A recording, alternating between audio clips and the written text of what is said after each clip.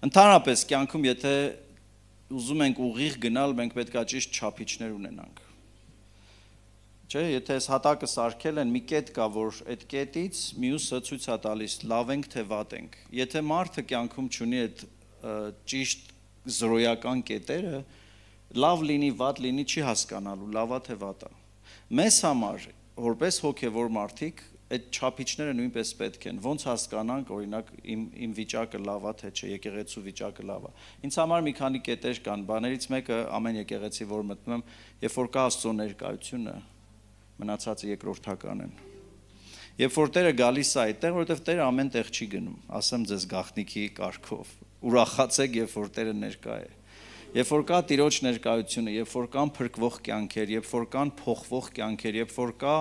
Տիրոջից քաջալերանք, հանդիմանություն, խրատ, դրանք լավ նշաններ են։ Մնացածը լուծելի է, ինչպես ամեն մի միջավայրում խնդիրները կարելի է հարթել։ Ամեն եւ ուրախ եմ, որ Տիրոջ ներկայությունը այստեղ կա, ուրախ եմ տեսնել, որ ձեր սրտի մեջ ծարավ կա Տիրոջը պաշտելու եւ ես գիտեմ, որ Աստված այս եկեղեցին նպատակի համար է հիմնել եւ շատ ավելի մեծ է Աստծո նպատակները, քան մենք պատկերացնում ենք։ Եվ միշտ քաջալերելու եմ, որ ավելի առաջ գնաք, ավելի մեծ ծրագրեր ունենաք, որտեղ սրանից 20-25 տարի առաջ պայմաններն ու կյանքը շատ ավելի ուրիշ էր։ Դրա համար նպատակներն էլ Աստծո ինձ թվում է, որ պիտի փոխվեն։ Աստված, եթե այն ժամանակ մեր յուրաքանչյուրիս համար խնդիրը գոյատևելն էր, ապրելն էր կամ որպես եկեղեցի կայանալն էր, այսօր չի կարող նույնը լինել։ Տերն ասել է հունձքը շատ է,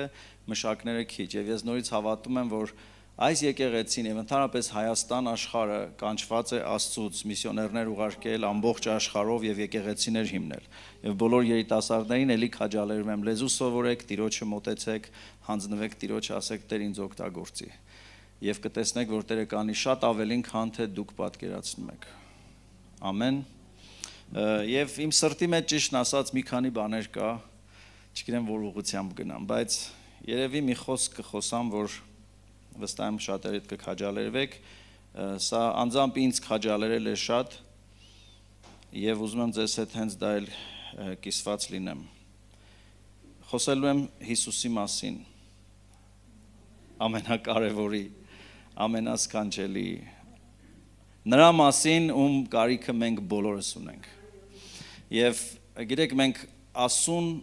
տարբեր դրվագներում մեր կյանքի ճանաչում ենք նորովի մի կերպ։ Եվ աշակերտները Հիսուսի հետ քայլելով անընդհատ զարմանում էին Հիսուսին մի այլ լույսի ներքո տեսնելով։ Օրինակ Պետրոսի հետ բարձրացավ Սարը, այլակերպվեց, Պետրոսը զարմացավ, ջրերի վրա քայլելուց զարմացավ, հացը բազմացրեց, զարմացավ։ Եվ մենք, եթե որևէ մեկն այստեղ մտածի, որ Տիրոջն արդեն ճանաչում է, ուրեմն Տերը շատ փոքր է։ Տերը շարունակելու է ինձ եւ քեզ զարմացնել։ Եվ այս պատգամը ես վերնագրել էի իմ ամենասիրած Հիսուսը։ Այնպես չէ, որ տարբեր Հիսուսներ կան, բայց այս անկյունից Հիսուսին տեսնելը ինձ շատ օրհնության պատճառ եղավ եւ ես շատ ազդվեցի եւ զատիկի հաջորդ օրերն էր եւ ես մտածում էի հետո, ասենք Հիսուսը հարություն առավ, մենք տոնեցինք Հիսուսի հարությունը, էլ ինչ եղավ։ Եվ մի ուշադրությունը մի քանի բաների վրա գնաց, այսօր ուզում եմ ձեզ հրավիրեմ այդ ճամփորդությանը։ Առաջի Պետրոս 3:18-ի մեջ ասում է, որովհետև Քրիստոսը եւս մեկ անգամ չարչարվեց մեղքերի համար, արդարը անարդարների փոխարեն, որպեսի մեզ մոտեցնի Աստծուն։ Որովհետև Քրիստոսը մեկ անգամ չարչարվեց մեղքերի համար, արդարը անարդարների համար, բայց նպատակը կարևոր մասն ասում է, որպեսի մեզ Աստծուն մոտեցնի։ Որպեսի մենք Աստծուց հեռու չլինենք։ Գիտեք, զատիկին մենք ասում ենք, որ նա մեր մեղքերի համար մեռավ, մեզ արդարացնելու համար հարությունը առավ, այո, բայց այդ ամեն ինչը նրա համար էր, որ ես եւ դու Աստծուց հեռու չմնանք։ Հիսուսն ինքը հետաքրքրված է, որ ես եւ դու Աստծուց, Աստծո ներկայությունից, Աստծո լույսից, Աստծո կյանքից հեռու չմնանք եւ նախաձեռնողը ինքն էր։ Եվ եթե այսօր նստած ես այստեղ, հեռու ես զգում քեզ, իմացի, որ նրա ամբողջ տառապանքն ու չարչարանքը ոչ թե չորուցամակն ես երկինք տանելն էր, որովհետև ես տարիներ հասկացել եմ շատ հավատացյալներ կարծես նստած սպասում են ավտոբուսին, երբ է գալու գնան երկինք։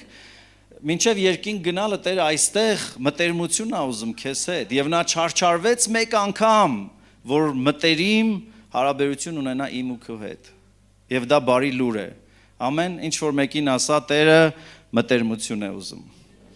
Շատ ժամանակ մենք գիտենք, որ դե լավ, Տիրոջը մտերիմ պիտի լինենք, ոնց ենք մտերիմ, պետքա 10 գլուխ գիրք կարդամ այսօր։ 5 օր ծոմ եմ պահելու, ամեն Կիրակի եկեղեցի եմ գալու։ Դրանք բոլորը լավ բաներ են։ Բայց երբեմն մենք դրա ուժը չունենք անել։ Թե մենակի մոտ է։ Երբեմն դու գիտես, որ պիտի աղոթես, բայց չես կարողանում աղոթես։ Երբեմն դու գիտես, որ այդ քայլը չես անելու, բայց չես կարողանում չանել։ Երբեմն գիտես, որ այդ խնդիրները կամ այդպես ինչ որ մի բան քո կյանքում ճիշտ չի, բայց միևնույն ժամանակ ուժը չունես եւ հաջորդ բանը կրոնը, որ ամենադաժան չար ոգիներից մեկն է գալիս ասում է, տես դու ով ես ընդհանրապես, դու արժանի չես հոգևոր կոչվելու, ոչ գիրք ես կարդում, ոչ աղոթում ես, ոչ նորմալ եկեղեցի ես գնում եւ այլն եւ այլն եւ բոլոր այդ բաները, որոնցով մենք մեզ լավ ենք զգում եւ դրանք առաքինի են ու լավ են ու որպես քրիստոնյա պիտի անենք, բայց մենք մարդ ենք ու Տերը գիտե եւ դրա համար մտերմության առաջի քայլը ինքն է արել մեր հանդեպ։ Ուրեմն առաջինը հիշենք, որ մտերմության նախաձեռնողը Տերն է, նա չարչարվեց, որ ինչ, որ մենք մոտիկ լինենք Աստծուն։ Ամեն։ Ոչ միայն մեզ ներելու համար, որովհետև շատ հաճախ ասում ենք, մեր մեղքերի համար նա մեռավ, արյուն թափեց մեզ արդարացնել։ Այո, բայց որ մտերիմ լինի։ Գիտեք, շատ մարդկանց հետ մենք կյանքում կարող ենք տարբեր տեսակ առիթով շփվել, օրինակ գնալ բժշկի, բժիշկը մեզ բուժի, վիրահատի, մեր ցավը հանի, բայց մենք այդ բժշկի հետ էլ կապ չունենք։ Կարող է հիշենք, ժամանակ առ ժամանակ գովենք։ Հիսուս մեր բժիշկը դրանից հետո ասում է, չէ, ես քեզ բժշկել եմ, որ քո հետ մտերիմ լինեմ։ Եվ սա բարի լուր է։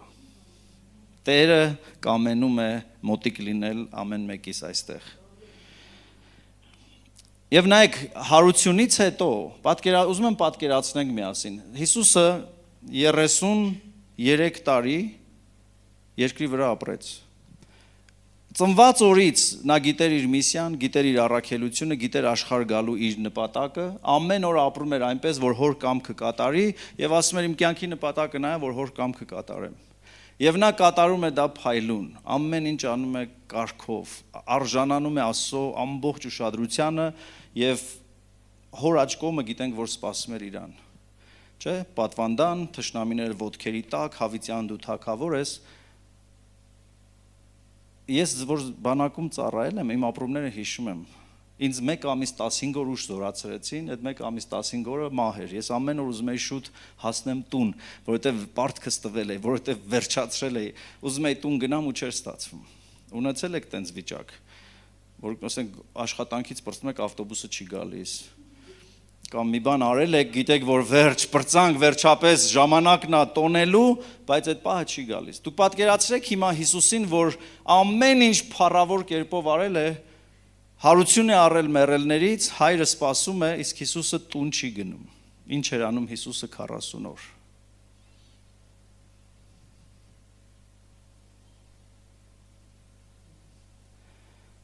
Հիսուսը գալիս է քո եւ իմ մոտ։ Հիսուսը գնում է նրանց մոտ, ովքեր չկարողացան հավատալ։ Հիսուսը հայտնվում է նրանց, ովքեր ասեցին հնարավոր չի, որ նա մեռելներից հարություն առած լինի։ Հիսուսը գնում է Թովմասի մոտ։ Հասկանում եք որտեղից որտեղ, ուր պիտի գնար, ինչն էր իրեն սպասում, բայց նա անձամբ մոտենում է իր աշակերտներին տարբեր առիթներով, տարբեր տեղերում ցույց տալու, որ ես ձեր համար եմ այս ամեն ինչն արել։ Այսինքն նա չէր անում դա միայն վարձք ստանալու կամ փառավորվելու համար,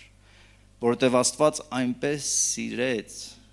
եւ այդ սերը այստեղ շատ գեղեցիկ կերպով ընդգծված է։ Մարկոս 16:7-ի մեջ հետևյալ խոսքերն է ասում Հիսուսը. գնացեք, ասեք իմ աշակերտներին, հրեշտակն է հայտարարում այս, եւ Պետրոսին էլ։ Ինչի հատուկ նշված է Պետրոսը, որովհետև մենք գիտենք, որ Պետրոսը այդ առաջ նետվող, որ Տեր, սրանք որ բոլորն էլ ուրանան, չկասկածես իմ վրա, ես քեզ չեմ թողնելու, բայց չի կարողանում դիմանալ ճնշմանը, ուրանում է, երդվում է 3 անգամ, ասում է, որ ես չեմ էլ ճանաչում, ու հիմա հանկարծ երբ որ լսում է, որ Հիսուսը կենդանի է, Պետրոսի ապրումները հասկանում եք։ Պետրոսը երևի իր ինքնադատապարտման մեջ չգիտի, էլ մտածում է իրան ներում չկա, հրեշտակն ասում է գնացեք աշակերտներին ասեք, Պետրոսին էլ կասեք, որ Հիսուսը սպասում է։ Պետրոս, չգիտեմ որ շարքում ես նստած, Հիսուսը քեզ էլ ասում արի, խնջույքի մոտ, արի, սեղան եմ պատրաստել քեզ համար։ Եվ բոլորն էին վախի հուսահատության մեջ, Ղուկաս 24:11-ի մեջ ասում է, եւ նրանց խոսքերը սրանց ականջին ցնորք թվացին եւ նրանք չէին հավատում։ Ցնորք նշանակվում է հալուցինացիա, խելագարված մի բան ասել։ Բոլոր աշակերտները, երբ որ լսել էին Հիսուսը հարություն է առել, ասում էին հնարավոր չէ եւ այդ խոսքերը ցնորք էին թվում։ Եվ սա նաեւ մեզ մխիթարություն է սիրելիներ, որովհետեւ մենք երբեմն անցնում ենք իրավիճակներով, երբ որ մեկը ասում է Տերը մեծ աղողորմություն կանի, դուր կբացի, մեզ համար ցնորք է թվում։ Բայց հետո ամաչում ենք, որ չենք կարողացել հավատալ։ Ամաչում ենք, որ չենք կարողացել համարձակ լինել։ Ամաչում ենք, որ չենք կարողացել Տիրոջ խոստումներին հավատալ։ Բայց այդ ամենի մեջ Տերը չարչարվեց, որ մենք հեռու չմնանք։ Որովհետև այս կյանքում հազարավոր բաներ ամեն օր աշխատում են մեզ Աստծուց հեռացնել։ Չէ՞։ Եվ ամենադժվար երևույթները մեր ներսի երևույթներն են, որ մենք մեզ չենք կարողանում ներել, որ մենք մեր հետ կոնֆլիկտ ունենք։ Հովհաննես 20:24-29-ի մեջ իմ ամենասիրած հատվածներից մեկն է։ Թովմասը, երբ որ լսում է, որ այդ ամեն ինչ եղել է, շատ անկեղծ գալիս է ու ասում է, երբ որ նրան ասեցին Տերոջը տեսանք, Թովմասն ասում է, եթե նրա ձեռքերի մեջ մեխերի տեղը չտեսնեմ, չեմ հավատա։ Հիշում եք, ասում եմ, եթե մատս չմտցնեմ, եթե ձեռս չդնեմ նրա կողին, չեմ կարող հավատալ։ Եվ հայտնվում է Հիսուսը, բոլոր աշակերտներն այնտեղ են, Թովմասն էլ այդտեղ։ Հիմա մեր մեջ այսպիսի բան կա, ամենաշատ աղոթողը, ամենաշատ Տիրոջը սիրողը, ամենաշատ տասանորդ տվողը, մենք կարծում ենք, որ Տերը նրանցով ավելի է հետաքրքրված։ Սենյակի ամենավատը Թովմասն է։ Բոլորը գոնե լավից վատից սկսել են հավատալ, Թովմասը ոչ միայն չի հավատում, հայտարարություն անում, որ ես մինչև մատս չդնեմ, ձեռքս չդնեմ, կողին ձեռ չտամ, չեմ հավատալու։ Եվ Հիսուսը հայտնվում է սենյակում, բոլորը զարմացած են ումն է մոտենում Հիսուսը։ Թովմաս,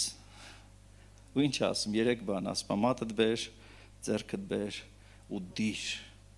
ու տես։ Եվ Հիսուսի տոնի մեջ, Հիսուսի ձայնի մեջ մենք չենք տեսնում, որ Հիսուսն ասում է, Թովմաս, ասում է Հիսուսը Թովմասին ուզում է ասել, որ ոչինչ որ չհավատացիր, բայց ես քեզ առիթ եմ տալու, անձամբ հայտնություն առնելու։ Գիտեք, շատերս երբ որ անցնում ենք վատ վիճակով, մենք մտածում ենք Հիսուսին այն ձև ենք տեսնում, որ հեսա եթե Հիսուսը տեսնի, պետք է ասի իա ջեմա, չհասկացա այսօր աղոթ չես արել, կամ մանկականը լավ չէ։ Կրոնը բոլոր ժամանակներում փորձել է ապահովել Հիսուսի պատկերը։ Կրոնը բոլոր ժամանակներում ուզեցել է Աստծո պատկերը փոխի եւ շատ ժամանակ մեր մանկության անգամ վիրավորանքները, տրավմաները, ծնողների հետ մեր հարաբերությունները չարը օգտագործում Աստծուն այդ նույն պատկերով նկարի, որովհետև չարություն եմ արել, Տերը ինձ էլ չի սիրի։ Չէ՞։ Այս բանն արեցի, Տերը էլ չի այցելի, բայց այս բոլոր պատմությունները հարությունից հետո մեզ ուրիշ Հիսուս են ցույց տալիս, իմ ամենասիրելի Հիսուսին, որ նա 40 օր չի շտապում գնալ իր փառքը գալիս է իմ հետևից։ Եվ այս բոլորի մեջ ես ինձ գտել եմ, երբեմն Պետրոս եմ եղել, երբեմն Թովմաս եմ եղել, երբեմն կանանց նման եմ եղել, որ չեմ հավատացել, մտածել եմ մենակ սքալը կօգնի, սքանք, հիշենք, երազանքներով ապրենք, բայց հանկարծ Տերն ասում է չէ, ես կիսատ գործ չեմ անելու։ Ամեն։ Ավելին, ժամանակի համար ավելի կարճ եմ գնալու, առաջի Տիմոթեոս 1:15-16-ի մեջ Պողոս առաքյալն ասում է Հիսուս Քրիստոսը աշխարհ եկավ մեղավորներին փրկելու։ Մենք դա մոռանում ենք։ Հիսուս Քրիստոսը, սիրելիներ, ոչ թե իր անուն ազգանունն է, Հիսուս Քրիստոս նշանակում է օծված փրկելու համար։ Նրա էությունը, նրա միսիան, նրա ամբողջ աշխարհ գալու նպատակը մեղավորներին փրկելու, այսինքն պոկելու վտանգից հետ տանելու համար էր։ Եվ նա նույնն է երեք, այսօր ու հավիտյան։ Ու կապ չունի այդ մեղավորը առաջի անգամվա մեղավոր է, թե հերթական անգամ մեղ գործած մեղավոր է։ Նրա գործը երկրի վրա դեռևս փնտրել եւ փրկել կորածներին։ Ինքը փնտրողն է եւ նաեւ փրկողն է ում կորածների։ Եվ նայեք հարությունից հետո Հիսուսի վերաբերմունքը ոչ միայն չի վատանում, ընդհակառակը այնինչ դրանից առաջ չենք տեսել, այստեղ տեսնում ենք Մատթեոս 28:10-ի մեջ ասում է՝ մի վախեցեք, գնացեք իմ եղբայրներին ասեք, որ ձեզանից առաջ գնում եմ ձեզ հանդիպելու։ Սրանից առաջ եւ ոչ միտեղ չենք կարդում, որ Հիսուսը աշակերտներին կոչում է իր եղբայրները։ Բայց եղբայրները ուրացել են, եղբայրները փախել են, եղբայրները չեն հավատացել, եղբայրները ասել են, իսկ մենք կարծում ենք, թե սա պիտի փրկի աշխարհը։ Բայց Հիսուսի վերաբերմունքը չի փոխել, նա հաղթելով մահին մեղքին դուրս է գալիս ու ասում է գնացեք, չի ասում գնացեք դրանց ասեք։ Չէ՞ մենք որ նեղվում ենք, անունները չենք սիրում տանք, ասում ենք դրանք, նրանք, սա, դրան ասա ստեղ չգա, սրան ասա որ տեսել եմ, Հիսուսն ասում է չէ, իրանք իրենց մասին տենց են մտածում։ Ամեն մեկը ինքնակննադատության ու դատապարտման մեջ էր, որ թողային երևի իրար էլ պետք է ուտեին։ Իրար հիշացնելու են իրանց մեղքերը, Հիսուսը իրես խոսքերով ցրում է բոլորի քննադատական վերաբերմունքը, ասում է գնացեք իմ եղբայրներին ասեք, որ ձեզանից առաջ նշանակում է ես գնում եմ, ես ոգևորված եմ գնում, մի կերպ չեմ գալիս։ Մենք շատ ժամանակ մտածում ենք, որ Աստված մի կերպ դիմանում է մեզ, հենց Աստված մի կերպ մեր աղոթքը լսեց։ Բայց այս համարի մեջ ցույց է տալի Հիսուսի սրտի այդ տրոփյունը ոնց է նա ուզում մոտիկ գալ քեզ, նորից հանդիպել քեզ, նորից լսել քեզ, նորից կարգի գցել քեզ, որ քո աչքերը սկսեն ճիշտ բաներ տեսնել, քո ոտքերը ճիշտ տեղեր գնան, քո շուրթերը ճիշտ բաներ խոսեն, որովհետև այդպիսին է Հիսուսը։ Ամեն։ Հովհաննես 20:17-ի մեջ նորից ասում է գնա իմ եղբայրների մոտ։ Մեկ այլ տեղ ասում է հիմա գնում եմ իմ հորս մոտ եւ ձեր հոր մոտ։ Հիշում եք այդ պատմությունը։ Այսինքն իր խաչով, իր մահով նա մեկացնում է մեզ Աստծո հետ ու ասում է դուք իմ եղբայրներն եք, մենք ընտանիք ենք եւ ես չեմ գնում իմ հոր մոտ, թեև հայր կոչելու եւ որդիական օրհնությունը 100%-ով ունենալու միակ իրավունքը նա ունի։ Բայց Եփեսացիի մեջ Պողոս առաքյալն ասում է ես աղոթում եմ, որ ձեր աչքերը բացվի հոգու ու դուք հասկանաք Քրիստոսի մեջ մենք ինչ ժառանգություն ունենք։ Քրիստոսը մենակով ստացավ Աստծո ամբողջ բարեհաճությունը, օրհնությունը, բայց մեզ բաժանեց։ Որպես ընտանիքի անդամներ, եղբայրներ եւ քույրեր, նա տվեց մեզ։ Դրա համար ասում է գնում եմ իմ հոր մոտ եւ գնում եմ ձեր հոր մոտ։ Իմ Աստծո մոտ եւ ձեր Աստծո մոտ։ Հասկանում եք ինչ հավասարություն է բերում։ Այն մակարդակը, որի մեջ ինքը կարող էր ասել հայր կամ ասել իմ Աստված, ինքը ինձ ու քեզ հավասարացնում է իր խաչով։ Դրա համար նա չարչարվեց, որ ինձ ու քեզ ինչ անի, մոտեցնի Աստծուն։ Եվ վերջի հատվածը շուտ եմ պրծնում, որ շուտ գնանք ժողովուրդ, մենք պետք է գնանք Վրաստանից թռնենք։ Ինչպես միշտ ես շտապելու մեջ եմ։ Իմ ամենասիրած հատվածը ուզում եմ կարդամ Հովհաննես 21-րդ գլուխ։ Որոշ գրքերի մեջ այս հատվածը ենթավեռնագրված է նախաճաշ Հիսուսի հետ։ Ամերիկայում այսպիսի բան կա, որպեսզի երեխաները քաջալերվեն, կա օրինակ նախաճաշ տնօրենի հետ, դպրոցի տնօրենը լավ աշակերտի հետ կամ ինչ-որ մի առիթով նախաճաշի այրում, կամ ոստիկանության պետի հետ մեկը կարող է գնալ սուրճ խմելու, քաղաքացի։ Տենց հատուկ օրեր կան, օրինակ սուրճ ոստիկանապետի հետ, նախաճաշ ձմեռպապիկի հետ, այդպիսի հատուկ պահեր կա, որ դու հասկանում ես, որ տվյալ անձը հեղինակություն է, մեծություն է, բայց քեզ պատիվ է տրվել, որ դու իր հետ հաց ուտես։ Հիմա այս ենթավեռնագիրը ասում է նախաճաշ լճի ափին կամ ծովի մոտ։ Ինչ էր կատարվել, վստահ լավ գիտեք այս պատմություն։ Դրանից հետո Հիսուսը Տիբերիայի լճի ափին դարձյալ հայտնվեց իր աշակերտներին, այսպես եղավ։ Սիմոն Պետրոսը, Թովմաս երկորյա կոչված, Նաթանայելը, որ Գալիլեայի Կանա քաղաքից էր, Զեբեդեոսի որդիները եւ աշակերտներից եւս երկուսը միասին էին։ Սիմոն Պետրոսն ասեց նրանց գնում եմ ձուկ որսալու, նրանք ասեցին մենք էլ ենք գալու, գնացին ձուկ բռնելու, որովհետեւ հոգնած էին, որովհետեւ հիասթափված էին։ Որտեղ էր Հիսուսն առաջի անգամ նրանց հանդիպե։ Ձուկ բռնելուց։ Այն որ ասում է կյանքը նարդիվան, Պետրոսը հանկարծ այսպես մեծ առաքելական պաշտոնից իր մտքի մեջ հետ էր ընկենորից ինքն իր սրտի մեջ, որ ես ախպերի մոտ ձուկ բռնելն է ստացվում, ինձ հանգիստ թողեք, ես գնամ ձուկ բռնեմ։ Եղել ես այդտեղ, որ հիշում ես քո հին կյանքը, որ հիշում ես քո զրո տեղը, ասում ես ինձ հանգիստ թողեք, ես գնամ իմ, չգիտեմ, շինարարությամբ զբաղվեմ, ես գնամ իմ կարուձևով զբաղվեմ, ես գնամ աշխատեմ։ Պետրոսը տենց ասում թողեք ես գնամ իմ ձուկ բռնելը։ Նրանք ասում են մենք էլ են գալիս եւ բոլորով գնում են հետ որտեղից սկսել են։ Հիսուսը 3.5 տարի չարչարվել էր, որ նրանց մարդկանց որսորդ ծարկի, սրանք նորից հետ են գնացել ձուկ բռնելու։ Քանի անգամ ես հետ գնացել։ Չէ՞, ու ամեն անգամ որ հետ ես գնում, դու քեզ ավելի ես ատում, դու քեզ չես սիրում։ Դրանից հետո էլ, որ քեզ չես սիրում, խոսք չկա, ուրիշներին էլ չես կարողանում սիրել, բայց Հիսուսը գալիս է լճի ափ, շատ սիրուն պատմություն այս պատմությունը։ Մենք էլ են գալիս նրա հետ, 4 խոսքն ասում է, երբ որ առավոտ էր, Հիսուսը լճափին կանգնած, սակայն աշակերտները նրան չճանաչեցին։ Հիսուսը մեզ այնքան տեղեր է հանդիպում, որ մենք չենք հասկանում, որ դա Հիսուսն է։ Սիրելիս, երբեք մի պատկերացրու, որ Հիսուսը կիրակի օրը ժամը 11-ին ինձ է սպասում։ Ինքը երկուշաբթի օրը ժամը 9-ին Գլորիայի հայաթում էլ է քեզ սպասում։ Ինքը ժամը գիշերվա 12-ին, չգիտեմ, կայարանում էլ է քեզ սպասում։ Ինքը դպրոցում էլ է քեզ սպասում։ Ինքը սպասում է այնտեղ, որտեղ դու իրան չես սպասում։ Ինքը սպասում է քեզ այնտեղ, որ դու մտածում ես, որ դու սովորական մարդ ես ու քո մեջ ոչ մի հոգևոր բան չկա։ Հիսուսը կանգնած է լճափին, ձկնորսները գալիս են, նավակը սիրուն գալիս է, հոգնած դեմքերով, ամբողջ գիշեր չեն քնել ու չեն ճանաչում Հիսուսին։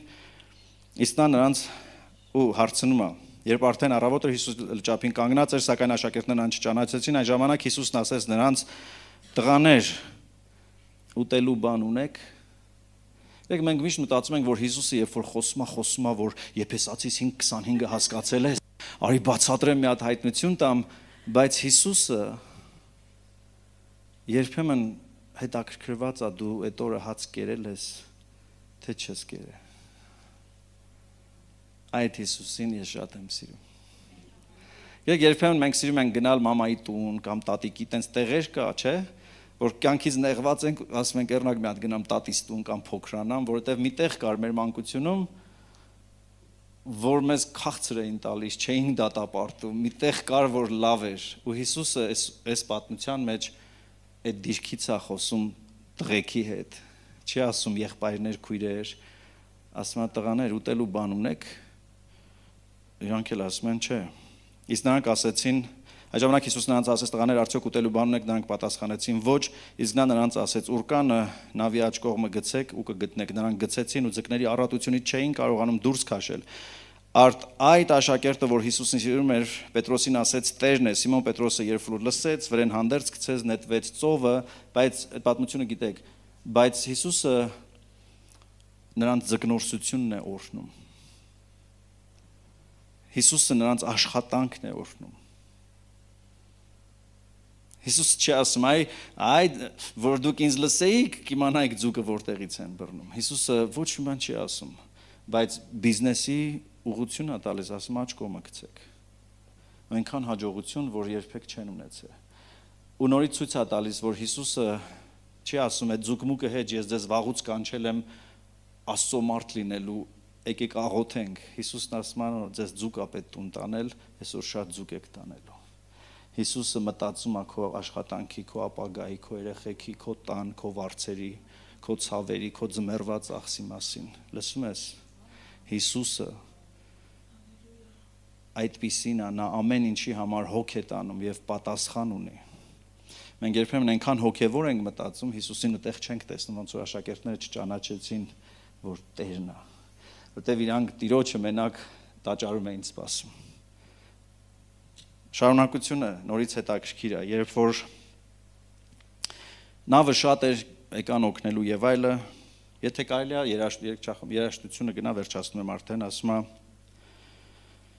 երբ որ ցամաք եղան, տեսան վառված կրակ կար եւ կրակի վրա ձուկ կար եւ հաց կար։ Ով էր պատրաստել։ Հիսուսը նախաճաշ էր պատրաստել իր աշակերտների համար։ Այդ դրանք են, ով չեն հավատացել։ Այդ դրանք են, ովքեր ուրացել են։ Այդ դրանք են, որ ասել են մինչև աչքով չտեսնենք չի լինի։ Այդ դրանք են, ովքեր ասել են մենք մենան ձեր աչքերով տեսանք, այդ ամեն ինչը դրա։ Բայց Հիսուսը նրանց համար հաց է սարքել։ Ձկի անուշ հոտ ընկել է, հացը տակ դրած է, կրակ կա, ու Հիսուսն ասում է եկեք հաց ուտենք։ Այսպիսին է Հիսուսը։ Ինքը չի ասում կգնաք 7 ժամ 7 օր կաղոթեք, հետո նոր կգաք ինձ մոտ։ Հիսուսն ինքն է հաց սարքել։ Այս մշակույթի մեջ հացը բարեկամության, հացը մտերմության, հացը ամեն ինչ էր։ Եվ զարմացած, վախեցած պատկերացնում եք։ Իրանք մտածում են մենք ոչ մի բանի արժանի չենք, Հիսուսն ասում է եկեք մի կտոր հաց ուտենք իրար հետ։ Եկեք նորից հաղորդակցվենք, որովհետև խաչը, հարությունը, տառապանքը կրոնական պագոնների համար չէր։ Այդ ամեն ինչը նրա համար էր, որ դուք ինձնից հեռու չմնաք։ Այդ ամեն ինչը նրա համար էր, որ դուք անհույս չփնտրեք, այլ երբ որ չեք էլ փնտրում հասկանաք, որ ես գտնվում եմ, ես մոտիկ եմ ու հեռու չեմ ձեզնից։